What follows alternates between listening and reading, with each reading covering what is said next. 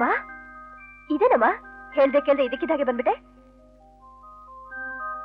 ಅಲ್ಲ ಕಣೆ, ಮನೆ ಬಿಟ್ಟ 6 ತಿಂಗಳಾಯ್ತು. ಯೋಗಕ್ಷೇಮಕ್ಕೆ ಅಂತ ಒಂದು ಕಾಗದ ಆದ್ರೂ ಗೀಚ್ ಹಾಕ್ಬಾರ್ದಾಗಿತ್ತ? ನನಗೇನಾಗಿದೆಮ್ಮ, ಕಲ್ಗುಂಡಿದ್ದಾಗಿದ್ದೀನಿ. ಒಳಗಡೆ ಬಾ. ರಾಮಚಂದ್ರ, ಅಮ್ಮ ಇದು ತುಂಬಾ ಅಪಾಯ ಸ್ಥಳ, ಹೀಗೆಲ್ಲ ಬರ್ಬಾರ್ದು. ತಕ್ಷಣ ಮುಂದಿನ ಫ್ಲೈಟ್ಗೆ ಹೊರಟ್ಬಿಡು. ಹೊರಡೋಕಲ್ಲ ಕಣೆ ನಾನ್ ಬಂದಿರೋದು, ನಿನ್ನನ್ನು ಕರ್ಕೊಂಡು ಹೋಗೋಕೆ. ಸುಮ್ನೆ ಹೀಗೆಲ್ಲ ಹಠ ಮಾಡ್ಬೇಡಮ್ಮ, ನಿನಗೇನೋ ಗೊತ್ತೇ ಆಗಲ್ಲ.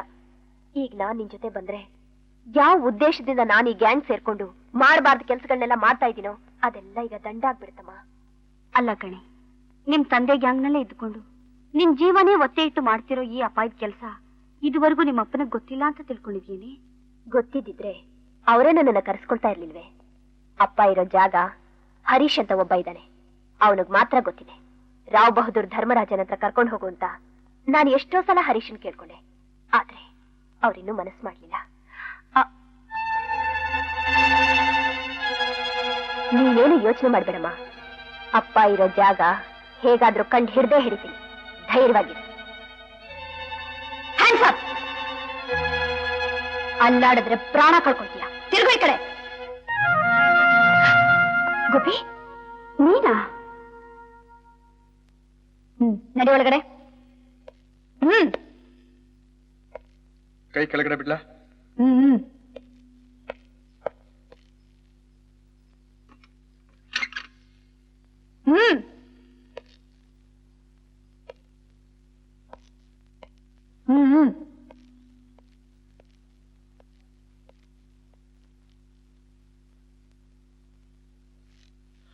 ನಮಸ್ಕಾರ.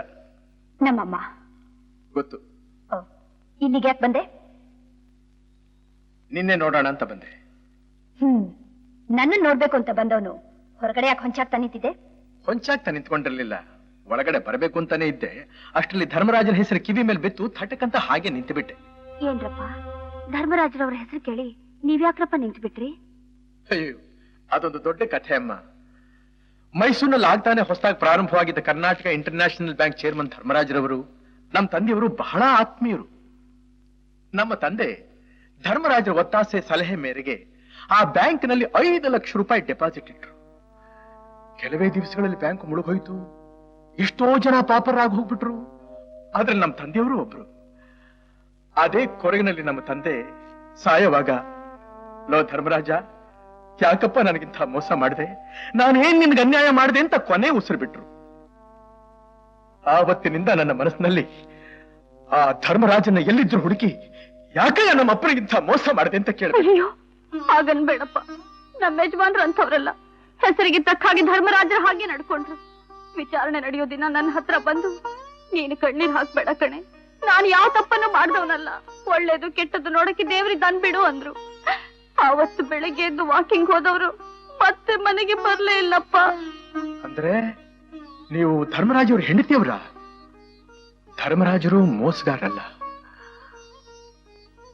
ತಾರಾ, ನೀನ್ ಯಾವ ಉದ್ದೇಶದಿಂದ ಈ ಗ್ಯಾಂಗ್ ನ ಸೇರ್ಕೊಂಡಿದ್ದೀಯೋ ಅದೇ ಉದ್ದೇಶದಿಂದ ನಾನು ಸೇರ್ಕೊಂಡಿದ್ದೀನಿ.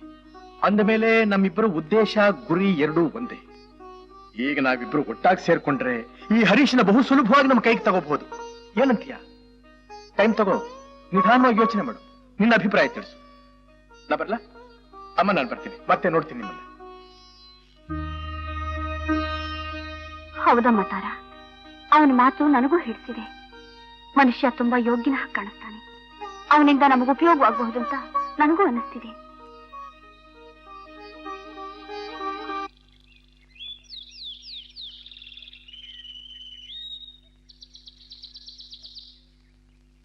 ಗೋಪಿ,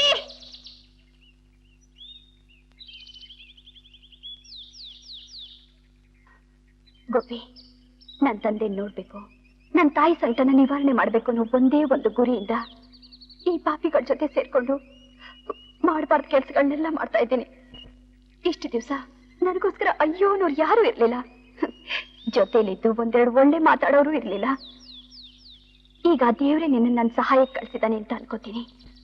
ನನಗೆ ಸಹಾಯ ಮಾಡ್ತಿದ್ದಾನೆ, ನನ್ನ ಕೈ ಬಿಡೋಲ್ಲ ತಾನೆ? ಕನ್ಸೈನ್ಮೆಂಟ್ ಇವತ್ತೇ ಕಳಿಸ್ಬಿಡಿ. ಅದು ಎಷ್ಟು ಲಾರಿ ಬರುತ್ತೆ ಅಂದ್ರೆ? 2 ಕೊಡೋಣ, ಕಳ್ಸ್ಕೊಡಿ. Thank you. ಹರೀಶ್, ಇವತ್ ಎರಡರಲ್ಲಿ ಒಂದ್ ತೀರ್ಮಾನ ಆಗ್ಲೇಬೇಕು. ತೀರ್ಮಾನ ಪರವಾಗಿಲ್ವೇ? ಯಾವ್ದದು? ನಾನ್ ನಿನ್ ಜೊತೆ ಕೆಲಸ ಮಾಡ್ಬೇಕೋ ಬೇಡವೋ? ಇವತ್ತು ಯಾಕೆ ಈ ತರ ಮಾತಾಡ್ತಾ ಇದೀಯಾ? ನಾನ್ ನಿನ್ ಜೊತೆ ಕೆಲಸ ಮಾಡ್ಬೇಕು ಅಂತಿದ್ರೆ ಮೊದ್ಲ ಗೋಪಿ ಕುತ್ಕೆ ಹಿಡಿದು ಆಚೆಗೆ ತಳ್ಳು. ಅರೆ, ಅವತ್ ನೋಡಿದ್ರೆ ಅವ್ನು ಪರ ವಹಿಸ್ಕೊಂಡು ನಮ್ಗೆಲ್ಲ ಬೈತಾ ಇದ್ದೆ. ಇವತ್ ನೋಡಿದ್ರೆ ಅವ್ನ ಕೆಲಸದಿಂದಾನೆ ತೆಗೆದಾಕೊಂತಿದ್ಯಾ? ಏನಿದು ವಿಚಿತ್ರ? ಏನ್ ಮಾಡ್ದ ಅವನು? ಸದರ ಕೊಟ್ಟಷ್ಟು ಸಲಿಗೆನ ಜಾಸ್ತಿ ಮಾಡ್ಕೊಂಡು ನನ್ ಜೊತೆ ಚಲ್ಚಲ್ಲಾಗಾಡ್ತಾನೆ. ಹೌದಾ? ಇದು ನಿಮ್ಮಿಬ್ರು ಸ್ವಂತ ವಿಷಯ, ನಾನೇನು ಮಾಡಕ್ಕಾಗಲ್ಲ. ಅಲ್ಲ, ಎಷ್ಟೇ ಆದ್ರೂ ನೀನೊಂದು ಸುಂದರವಾದ ಹೆಣ್ಣು. ನಿನ್ನ ಅಂದ ಚಂದ ನೋಡಿ ಅವ್ರ ಮನ್ಸು ಚಂಚಲ ಆಗೋದು ಸಹಜ ತಾನೆ? ಹಾಗಂತ ಸೂರಿ ಮಾಡಿದ ತಪ್ಪನ್ನೇ ಇವನು ಮಾಡಿದ್ರೆ ಸುಮ್ನಿರೋಕ್ಕಾಗತ್ತಾ? ಅಯ್ಯೋ, ಅಷ್ಟೇ ತಾನೆ. ಅದನ್ನ ಸರಿಪಡಿಸಿದ್ರೆ ಆಯ್ತು ಬಿಡು.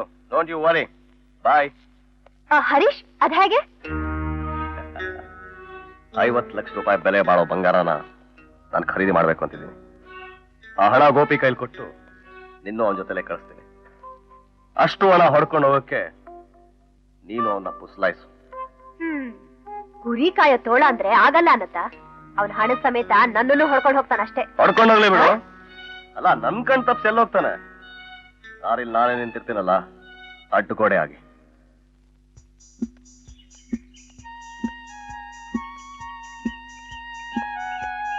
ಯಾಕೆ ಮರಿ ಬೆಚ್ಚಾಗಿದ್ಯಾ? ಹೋದ್ ಕೆಲ್ಸ.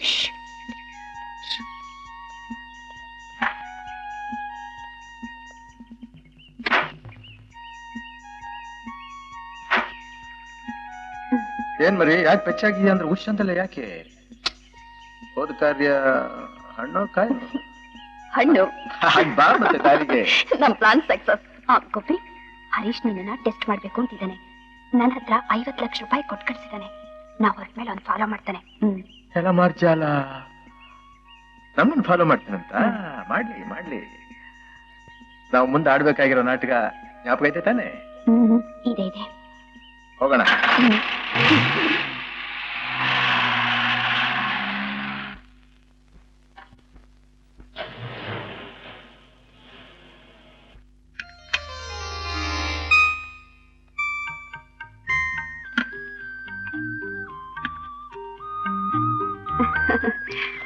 ಅವ್ನು ಯಾವಾಗ ಬರ್ತಾನೆ ಸ್ಮಗ್ಲರು? 12 ಗಂಟೆಗೆ ಬರ್ತಾನೆ. ಅವನು ಉಪಯೋಗಿಸೋ ಕೋಡ್ ವರ್ಡ್ 1 ಮತ್ತು ಇನ್ನೊಂದು 11. ಅದಕ್ಕೆ ನೀನ್ ಹೇಳ್ಬೇಕಾದ್ದು ಈ ಗಂಟೆ 12. ಅಲ್ಲ, ನಾನ್ ಹೇಳ್ಬೇಕಾದ್ದು 1 ಮತ್ತು ಇನ್ನೆರಡು 12. ಅಲ್ಲ. ಹೌದು. ಹೌದಲ್ಲ? ಅವನು ಉಪಯೋಗಿಸೋ ಕೋಡ್ ವರ್ಡ್ 1 ಮತ್ತು ಇನ್ನೊಂದು 11. ನಾನ್ ಹೇಳ್ಬೇಕಾದ್ದು 1 ಮತ್ತು ಇನ್ನೆರಡು 12. ಅಂದ್ರೆ ಇವಾಗ ಗಂಟೆ 12 ಅಂತ.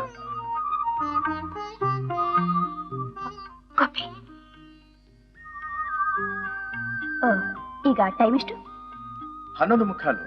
ಇನ್ನು 15 ನಿಮಿಷ ಇದೆ. ಏನ್ ಮಾಡೋದು? ಲವ್ ಮಾಡೋಣ. ಈ ತರಲೆ ಮಾತೆ ಬೇಡ ಅನ್ನೋದು.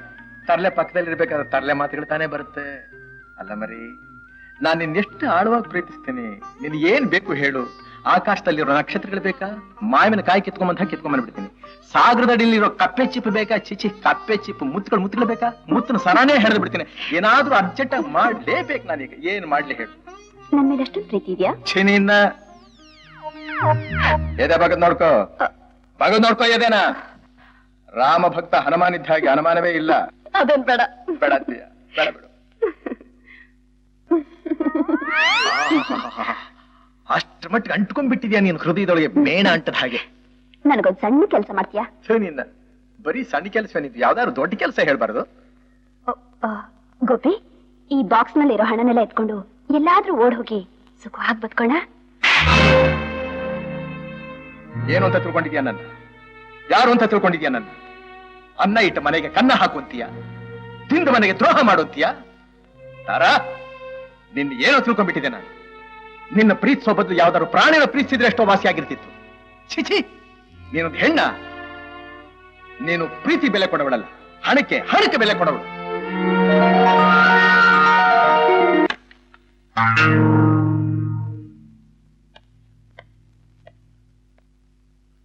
ಒಂದು ಮತ್ತು ಇನ್ನೊಂದು 11. 1 ಮತ್ತು ಇನ್ನೆರಡು 12. ಇವತ್ತು ಸೂರ್ಯಲ್ಲಿ ಇವತ್ತು ಅವನಿಲ್ಲ. ಅವನ ಜಾಗದಲ್ಲಿ ನಾನಿದ್ದೀನಿ. ಹಣ ತಂದಿದ್ಯಾ? ತಗೊಂಬಂದಿದ್ದೀನಿ.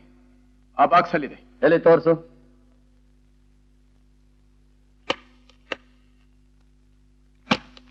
ಬಂಗಾರ ತಗೊಂಬಂದಿದ್ಯಾ? ಕಾರ್ ಒಳಗಿದೆ. ತಗೊಂಬಾ. ಯಾಕೆ? ನನ್ ಮಾತ್ನಲ್ಲಿ ನಂಬಿಕೆ ಇಲ್ವಾ? ಈ ಒನ್ ವೇ ಟ್ರಾಫಿಕ್ ಸಮಾಚಾರ ಎಲ್ಲ ಬೇಡವೇ ಬೇಡ. ಈ ಕೈನಿಂದ ತಗೋ, ಆ ಕೈನಿಂದ ಕೊಟ್ಬಿಡು. ಹಣನ ಮೊದಲು ವಸೂಲು ಮಾಡೋದು ನನ್ನ ಅಭ್ಯಾಸ. ಮಾಲ್ ಮೊದಲು ತಗೊಂಡು ಹಣನ ಆಮೇಲೆ ಕೊಡೋದು ನನ್ನ ಅಭ್ಯಾಸ. ಅತಿ ಬುದ್ಧಿ ಓಡಿಸಿದ್ರೆ ಹಣನೂ ಚಟ್, ಬಂಗಾರನೂ ಪಟ್. ನೀನು ಅಷ್ಟೇ, ಹೀಗೆ ಬುರುಡೆ ಬಿಡ್ತಾ ಇದ್ರೆ ಹಣನೂ ಕಟ್ಟು, ಬಂಗಾರನ ಫಟಾಫಟ್ಟು. ಓ, ತುಂಬಾ ಸ್ಮಾರ್ಟ್. ಈ ಆದಿಶೇಷ್ ಯಾರು ಅಂತ ನಾನು ಈಗ ತೋರಿಸ್ತೀನಿ.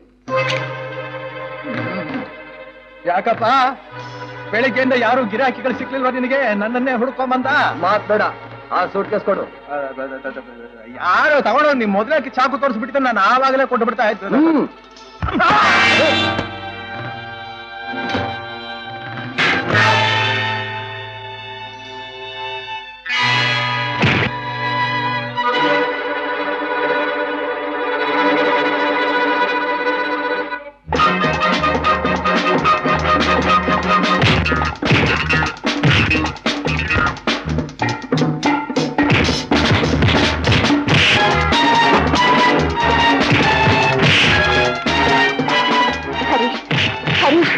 ಹೋಗಿ ಗೋಪಿ ಸಹಾಯ ಮಾಡ್ಬಾರ್ದಾ?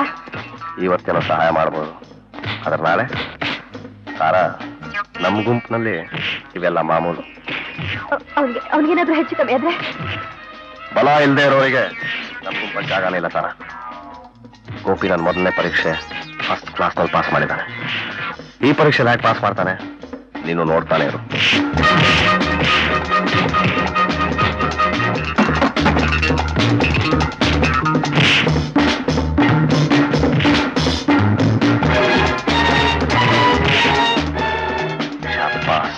ಗಂಡು ಅಂದ್ರೆ ಇವನು ಎಂಥ ಪಂಚ್ ಕೊಡೋದ.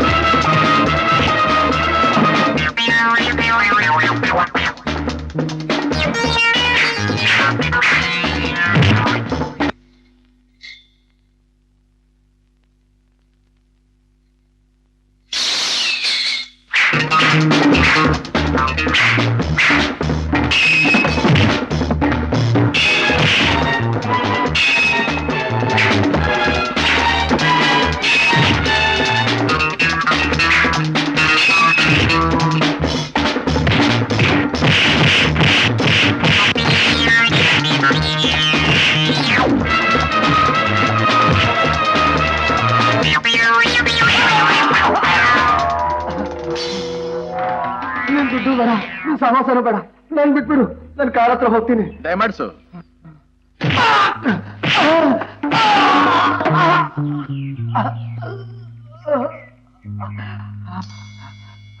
ಇನ್ನೊಂದ್ಸಲ ಬಂದು ಒಂದ್ ಕೈ ನೋಡ್ಕೋತೀನಿ. ಹಾಗೆ ಮಾಡು. ಬರುವಾಗ ಒಬ್ಬನೇ ಬರಬೇಡ, ಜೊತೆಲಿ ಒಂದ್ 4 ಜನ ಕರ್ಕೊಂಬ. ನೀನ್ ಹೊತ್ಕೊಂಡು ಹೋಗೋದಕ್ಕೆ ಬೇಕಲ್ಲ. ಚಾಡ್ಸಿ ಒದ್ದೆ ಅಂತ ಮಗನೇ.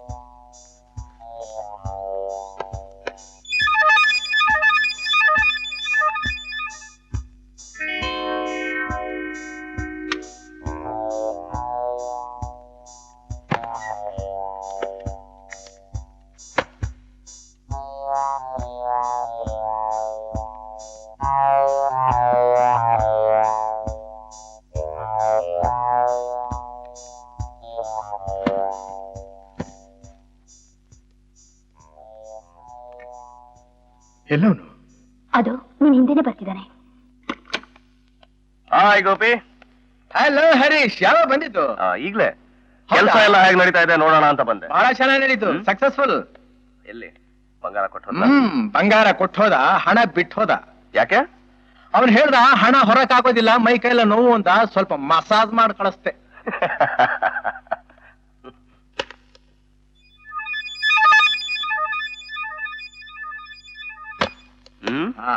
ಅವನೇನ್ ಕಮ್ಮಿ ಅಲ್ಲ, ಬಹಳ ಸ್ಟ್ರಾಂಗ್ ಇದ್ದಾನೆ ಮನುಷ್ಯ. ಯಾರು? ಅವನೇ ಆದಿಶೇಷ, ಈ ಭೂಮಿನ ಹೊತ್ಕೋತಾನಲ್ಲ ಅವನು. ನಮಗಿದೆ ತಾನೇ ಭೂಮಿ. Anyway Gopi, very well done. ಬರ್ತೀನಿ, ಬಾಯ್. ಥ್ಯಾಂಕ್ಸ್. ನೋಡ್ದ ಎಷ್ಟು ಸಲೀಸಾಗಿ ಜಾರ್ಕೊಂಡ್ಬಿಟ್ಟ. ಇವರೆಲ್ಲ ಬರೀ ದುಡಿಸ್ಕೊಳ್ಳೋದಕ್ಕೆ ಲಾಯ್ಕು ಅಲ್ಲ. ಅವನ ಯೋಗ್ಯತೆಗೆ ಒಂದು ಬಂಗಾರದ ಬಿಸ್ಕೆಟ್ ಕೊಡಬಾರ್ದಾಗಿತ್ತು ನನಗೆ. ಸಾರಿ ಅಮ್ಮ. ಏಟ್ ಜ್ವರ ಬಿತ್ತ ಎಲ್ಲಿ ಕೆಂಪಾಗ್ಬಿಟ್ಟಿದೆ ಕೆನ್ನೆ. ಹೊಡೆಯೋದೆಲ್ಲ ಹೊಡೆದ್ಬಿಟ್ಟು ಈಗ ಉಪಚಾರ ಮಾಡಿದ್ರೆ ಡ್ರಾಮಾ ರಿಯಲಿಸ್ಟಿಕ್ ಆಗಿರ್ಬೇಕಮ್ಮ. ನೋಡ್ದ ಹ್ಯಾಗ್ ಫೋನ್ ಮಾಡ್ಬಿಟ್ಟೆ ನಾನು ಅವ್ರನ್ನ. ಎಲ್ಲಿ ನೋಡೋಣ. ನನ್ನ ಮನಸ್ಸಿಗೂ ಬಹಳ ಕಷ್ಟ ಆಯ್ತು. ಇಲ್ಲ ನಲ್ಲೇ ಎಲ್ಲಿ.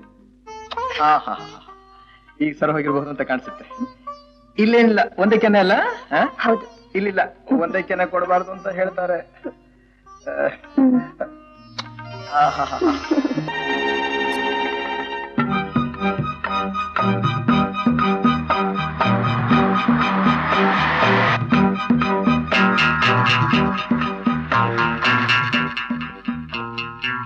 ಮಿಸ್ಟರ್, ಆ ಸೂಟ್ ಕೇಸ್ ಅಲ್ಲಿ ಏನಿದೆ? ಸೂಟ್ ಕೇಸ್ ಏನಿಲ್ಲ, ಅದು open the suitcase. Open it I say.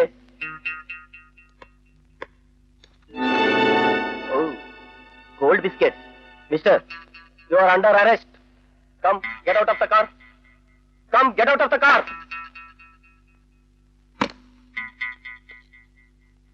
Constable.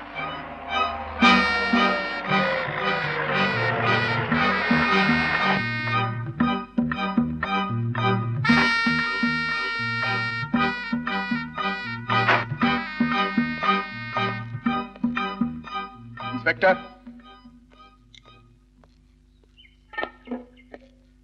What's going on? ಇವನು ಈ ಬ್ರೀಫ್ ಕೇಸ್ ಅಲ್ಲಿ ಗೋಲ್ಡ್ ಬಿಸ್ಕೆಟ್ ನ ಸ್ಮಗಲ್ ಮಾಡ್ತಾ ಇದ್ದ ಸರ್. ಯಾರೋ ನೀನು?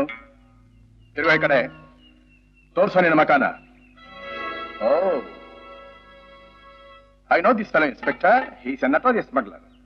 ನಮ್ ಡಿಪಾರ್ಟ್ಮೆಂಟ್ ಇವನ್ನ 6 ತಿಂಗಳಿಂದ ಹುಡುಕ್ತಾ ಇದೆ. ಕರ್ಕೊಂಡೋಗಿ ಇವನ್ನ ನಮ್ಮ ಕಾರಲ್ಲಿ ಕೂರಿಸಿ. ಕೊಡಿ ಆ brief case. But sir. Shut up, don't argue. Come on. Yes sir. ನಡೆಯೋ.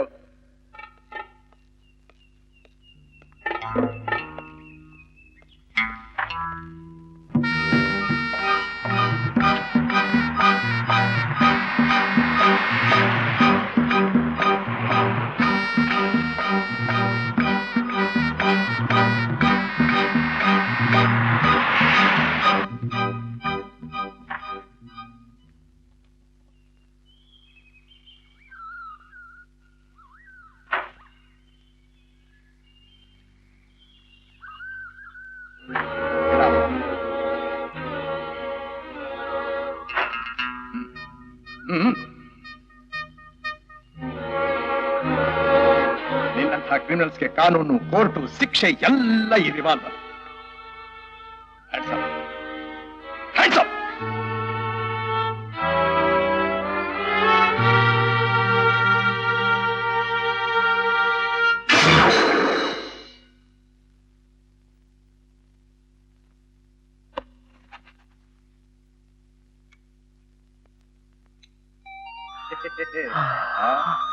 ಗೋಪಿ, ನೀನು? ಹೌದಯ್ಯ, ಆಶ್ರಯ ಕೊಟ್ಟವನ್ನ ಕಾಪಾಡ್ಬೇಕಾದ ನಮ್ ಧರ್ಮ ಕಣೆ. Thank you very much Gopi. ನಿನ್ನ 5 ನಿಮಿಷ ಲೇಟ್ ಆಗಿ ಬಂದಿದ್ರೆ ನಾನು 5 ವರ್ಷ ಕಂಬಿ ಎಣಿಸ್ಬೇಕಾಗತ್ತೆ. ಸರಿ, ಪೊಲೀಸ್ನವ್ರನ್ನ ಅರೆಸ್ಟ್ ಮಾಡಿದ್ರು ಅಂತ ನಿನ್ಗೆ ಹೇಗೆ ಗೊತ್ತಾಯ್ತು? ನಮ್ ಕಸಬದೇ ತಾನೆ. ಯಾರು ಅರೆಸ್ಟ್ ಮಾಡ್ತಾರೆ, ಎಲ್ಲಿಗೆ ಎಳ್ಕೊಂಡು ಹೋಗ್ತಾರೆ, ಇದನ್ನೆಲ್ಲ ಅಬ್ಸರ್ವ್ ಮಾಡೋದೇ ನಮ್ ಕೆಲಸ. ನನ್ನ ಮಗ ಇದನ್ನೆಲ್ಲ ಆದಿಶೇಷ, ಅವನೇನಾದ್ರೂ ಕಿತಾಪತಿ ಮಾಡಬಹುದು ಅಂತ ನನಗೆ ಗೊತ್ತಿತ್ತು. ಅದಕ್ಕೆ ಫಾಲೋ ಮಾಡ್ದೆ. You really fantastic Gopi. ಆದ್ರೂ ಈ ಡ್ರೆಸ್ಸು, ಮೆಡಲ್ಸು, ಕ್ಯಾಪು, ಶೂ ಇವೆಲ್ಲ ಇದೇನು ಮಹಾ? ಪೊಲೀಸ್ ಕಾನ್ಸ್ಟೇಬಲ್ ಇಂದ ಹಿಡಿದು ಕಮಿಷನರ್ ವರೆಗೂ ಎಲ್ಲಾ ತರನು ಸ್ಟಾಕ್ ಇರುತ್ತೆ ನಮ್ಮ ಹತ್ರ. ಯಾವ ಡ್ರೆಸ್ ನಲ್ಲಿ ಬೇಕಾದ್ರೂ ರೆಡಿ. ಈ ವಿಷಯನ ಮೊದ್ಲು ರಾವ್ ಬಹದ್ದೂರ್ಗೆ ತಿಳಿಸ್ಬೇಕು. ಹೌದಾ? Very good. ಹರೀಶ್, ಆ ಗೋಪಿನ ನಾನು ನೋಡ್ಬೇಕು. ನಾಳೆನೆ ಕರ್ಕೊಂಬ.